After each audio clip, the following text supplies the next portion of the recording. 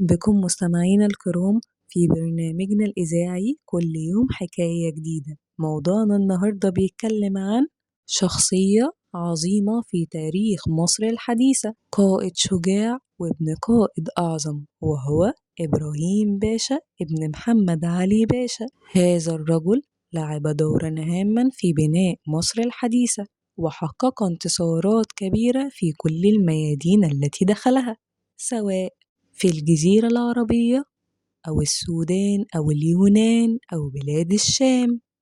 إبراهيم باشا هو ابن محمد علي باشا، وكان من أقوى القادة العسكريين في القرن ال19. أول مهمة كبيرة له كانت سنة 1816 عندما أرسله والده ليقود الحملة ضد الدولة السعودية الأولى، ونجح في القضاء على حكمهم وأسر أميرهم، وده خلاه مشهور جدا عند السلطان العثماني. بعدها ذهب إلى السودان لقمع تمرد هناك، ثم شارك في حرب المورة اللي هي اليونان حاليا، ونجح في إنهاء الثورة، مما أكسب الجيش المصري خبرات كبيرة، وحصل والده على جزيرة كريت كمكافأة.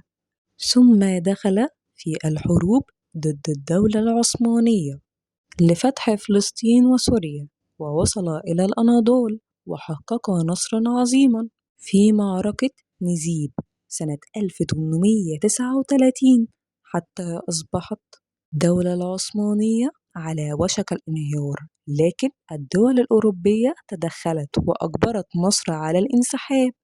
وفي سنة 1848 تولى إبراهيم باشا حكم مصر نيابة عن والده الذي أصبح عاجزا، لكنه توفي في نفس السنة وهو لم يتجاوز 60 من عمره.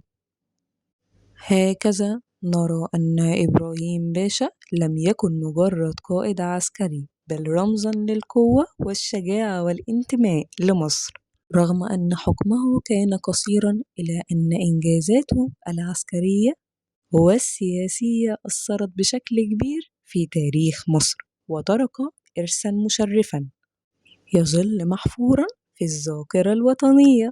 وشكرا على حسن استماعكم.